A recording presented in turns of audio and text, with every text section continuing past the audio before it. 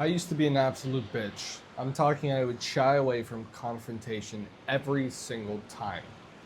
I remember I was in class one day and there was this guy who was constantly picking on me, constantly bullying me. And I had sat down in my seat for the day and I was talking with this girl. And out of nowhere, this guy comes up from behind me and just pushes me off the seat. And he says, "That's my seat now." And so in my mind, I want to say something, but in reality, I'm too scared. Almost like a cat got my tongue. My words just get stripped from me. And so the girl who I was talking to is kind enough to kind of stand up for me and be like, "Hey, stop being a dickhead." He was sitting there. And so he leaves me alone. But the fact that a woman had to stand up for me, instead of me being able to confront him and stand up for myself, always stuck with me.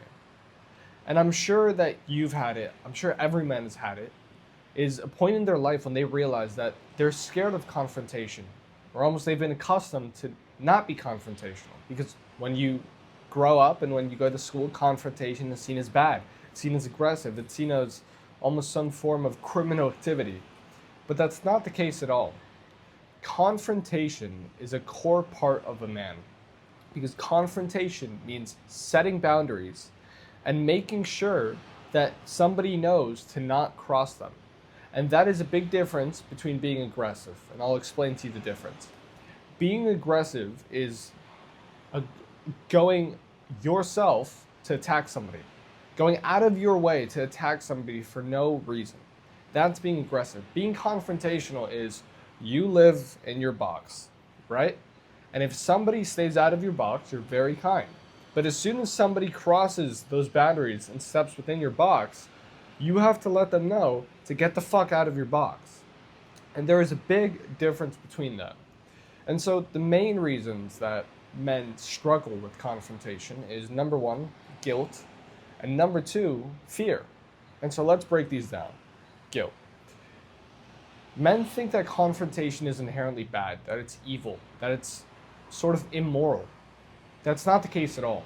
Confrontation is actually a form of love, and I'll give you an example. If your friend that you love very much is constantly doing drugs, is constantly doing things that you know you shouldn't be doing, well, a person who's not confrontational will just be like, "Hey, keep doing what you're doing, man. You're doing awesome." But that's not love. However, a person who truly loves his friend, a man who truly loves his brother, will say, "Hey, you shouldn't be doing that." He'll call him out, he will confront him. It doesn't matter the backlash he's going to face because he knows that he's doing this out of love, and so he has to do it. It would be immoral for him not to confront his friend about the bad deeds he's doing. And so that is a form of love. For example, as well, in a relationship, a lot of men will let their girlfriend step all over them and they'll just pass it by as love. "Oh no, I love her, so I guess, I'll allow her to do that. I'll let it slide." No, because you slowly start repressing resentment, and resentment is the death of any relationship. Now, if you show your boundaries and you confront your girlfriend, she might get angry, she might get sad, you might face backlash, but it's out of love, and it is your responsibility to do so. You need to communicate with her effectively and clearly the fact that she did something that you don't like, and if it happens again, you are not going to be there anymore because you respect your boundaries. And it's a healthy way of loving because if you don't respect these boundaries and you don't confront her about it, then you can't love her properly. And then the relationship is going to go to shit anyways. It's just going to take a bit longer. So pick your poison. The second part is fear. Now, fear can be psychological, fear can be societal, and fear can be physical. We'll go with the psychological. Psychologically, fear can be the fact that maybe that person who you confront confronts you back. And so you're scared of them confronting you because you know that you don't have a strong masculine base of tenets to base your confrontation on. And so if the fear is psychological, then you need to have strong tenets, strong values, which you know that you truly believe in and you stick up for. Because if you confront somebody, then you better be able to back it up psychologically. It's also part of the psychological aspect is removing this negative association of confrontation with being aggressive or being evil. Remove that completely because a confrontational man is an honorable man. If somebody comes in your house and tries to kill your family, you're going to confront them. And that's not evil at all. The second part is physical. There's many men who just physically don't feel capable of defending themselves or their ideas. And I know it sounds super toxic, alpha, however the fuck you want to call it. The truth is that you have to be ready to back up your ideas with physical violence if it came to it, because that's the truth of men. We as men know that there's a line that if you cross, there's going to be physical violence. And so if you know that that line is crossed, you're not going to be able to do anything about it and you're going to get hurt. How are you going to betray your ideas? The answer is you're not. You're going to be too scared to. And I don't blame you because you feel like you're going to get hurt.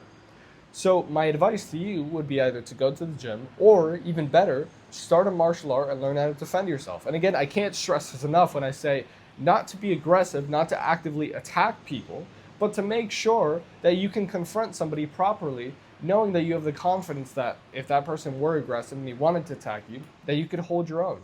But the point of it is not to attack somebody. It's not to engage in physical combat. It's to be able to express your ideas freely without a fear of backlash, whether that be physical, mental, or emotional. The last one is societal. Now, if you face one person, if you confront them, and they confront you back, then you might not care. But what if you're in a class with somebody? And I had this when I was in school. I was debating the woman's pay gap. And so my side of the debate is that the woman's pay gap is entirely their fault, because if women do a worse job at X jobs, then they should get paid less. And if they do much better at X jobs, then they should get paid more. I also argumented the fact that no woman wants to be a bricklayer, so why don't we just kind of even it out? But anyways, a lot of the class agreed with the girl who I was debating. And I'm going to be honest, I was anxious. I was sweating because I felt like everybody was against me. But I truly believe that what I said was right. I truly believe that my side of the debate, my side of the argument was the correct one. And so, although I had fear, although I was anxious, I kept debating it. And some people started realizing that maybe my perspective was right.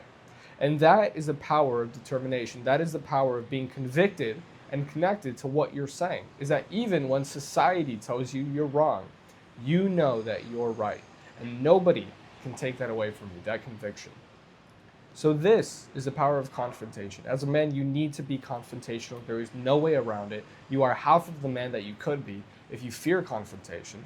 And it is something that you actively need to seek every day. Because many people cross your boundaries. Many people disrespect you day to day, and you either don't notice or you let it slide. And none of those are good for you, because those are basically saying, here, cut off my balls and let me hand them to you.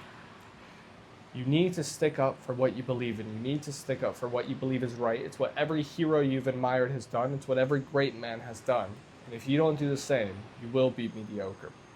Now, if you don't want to be mediocre, and you want to surround yourself with men who want to expand and who hate mediocrity, I created a free Discord community. The link is down below. It's called Expansion. And we're going to be talking about topics like this. You're going to be able to ask me personal advice, which I will personally adhere to, and be able to listen to your situation and give you tailored instructions on how to overcome it. So if that's you, Discord link in bio. I'll see you in there.